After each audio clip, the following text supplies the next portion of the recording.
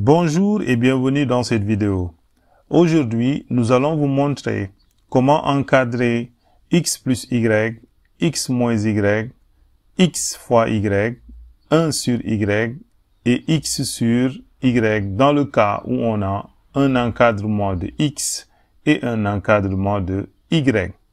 Comment encadrer une somme? Pour encadrer une somme, on utilise la propriété suivante. Si A est inférieur ou égal à X, qui est inférieur ou égal à B, et C inférieur ou égal à Y, inférieur ou égal à D, alors A plus C est inférieur ou égal à X plus Y, qui est inférieur ou égal à B plus D. Exemple, moins 1 inférieur à X inférieur à 3, et 2 inférieur à Y inférieur à 5. Comment encadrer X plus Y? D'après la propriété précédente, on fait la somme des membres de gauche et la somme des membres de droite, c'est-à-dire moins 1 plus 2, qui est égal à 1, et 3 plus 5, qui est égal à 8.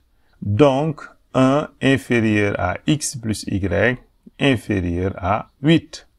Passons à la différence x moins y. Comment encadrer la différence x moins y? Il faut remarquer que x moins y est égal à x plus moins y. Donc, on a transformé cette différence en une somme. Ainsi, pour encadrer x moins y, il faut faire attention.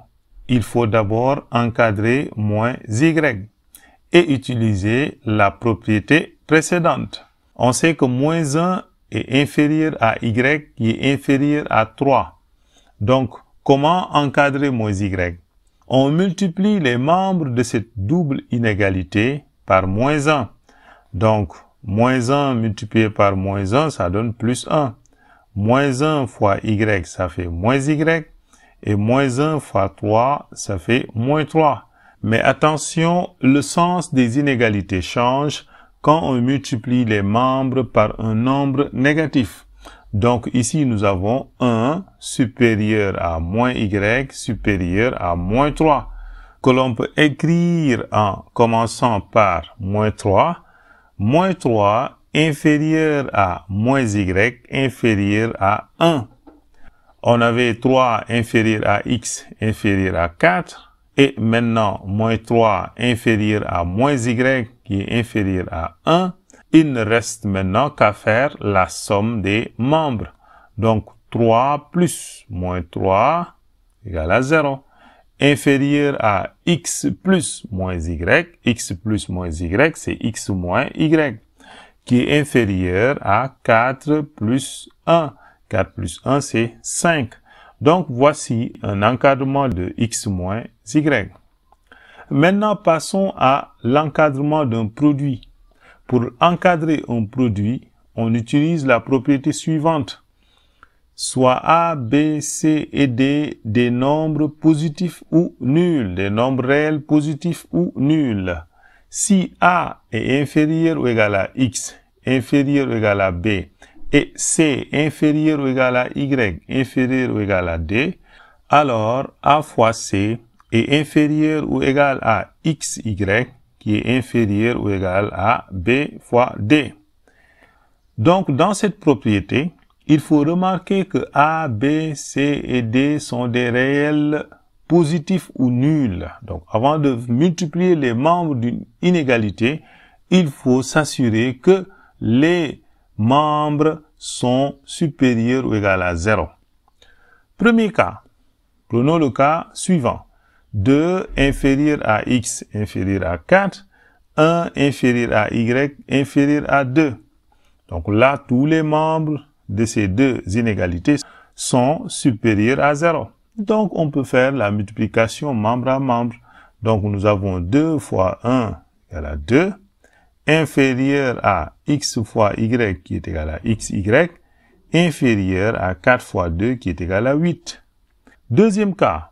Prenons l'exemple suivant, moins 5 inférieur à x qui est inférieur à moins 3 et 2 inférieur à y inférieur à 3. Ici, toutes les bornes ne sont pas positives ou nulles.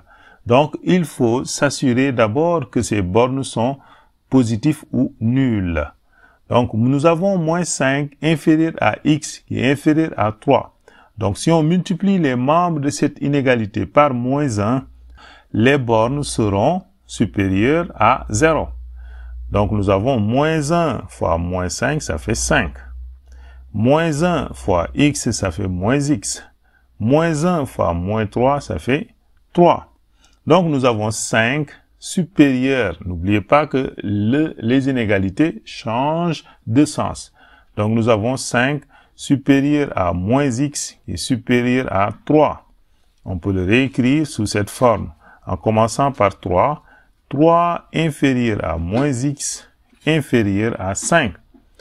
Nous avions 2 inférieur à y inférieur à 3.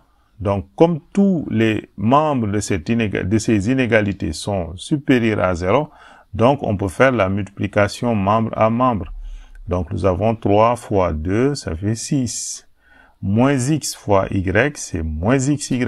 5 fois 3, c'est égal à 15.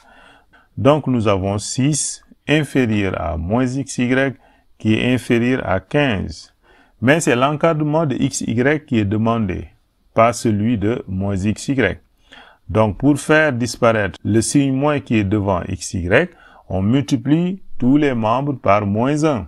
Donc, nous avons moins 6 supérieur à xy est supérieur à moins 15. Ainsi, un encadrement de xy est moins 15 inférieur à xy inférieur à moins 6. Troisième cas. Moins 2 inférieur à x inférieur à 1 et 3 inférieur à y inférieur à 4. Ici, pour l'encadrement de x, une des bornes est négative.